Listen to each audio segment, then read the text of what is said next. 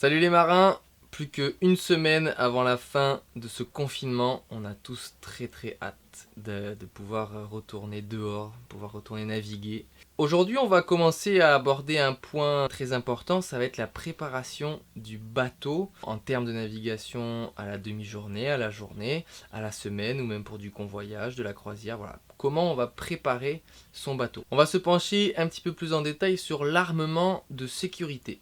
Tout d'abord, il faut savoir que les bateaux ont une catégorie de construction A, B, C ou D. C'est-à-dire que les bateaux sont conçus pour naviguer jusqu'à une certaine force de vent et jusqu'à une certaine hauteur de vague. La préparation de votre bateau sera donc régie par les conditions météo. Vient ensuite la division 240. C'est une réglementation française sur la sécurité des navires de plaisance à usage personnel ou de formation jusqu'à 24 mètres. Ce texte nous donne une liste d'armements de sécurité qui est obligatoire suivant la catégorie de navigation, c'est-à-dire la distance d'un abri.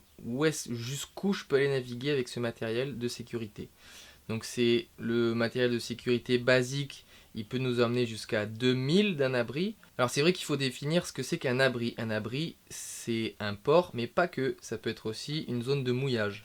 Alors qu'est-ce qu'on a dans l'armement de sécurité basique? On a un gilet de sauvetage par personne et conforme, un moyen lumineux, un moyen mobile de lutte contre l'incendie, un dispositif d'assèchement manuel, un dispositif de remorquage, c'est-à-dire les taquets qui sont à l'avant du bateau avec une haussière, à l'arrière pareil, une ligne de mouillage, l'almanach des marées, ici en Méditerranée on n'est pas concerné, mais en Atlantique ils le sont, le pavillon national du bateau et le pavillon national dans les eaux où l'on navigue. Quand on passe à l'armement de sécurité côtier, peut nous amener jusqu'à 6000 d'un abri, vient s'ajouter un dispositif de repérage et d'assistance pour les hommes à la mer, type bouée fer à cheval, 3 feux à main, un compas magnétique, des cartes marines à jour, un système de balisage de la zone et le RIPAM, qu'on verra dans une autre vidéo. Quand on passe maintenant à l'armement de sécurité semi-hauturier, on vient ajouter à ça une VHF fixe, un radeau de survie, du matériel de cartographie, un livre des feux à jour,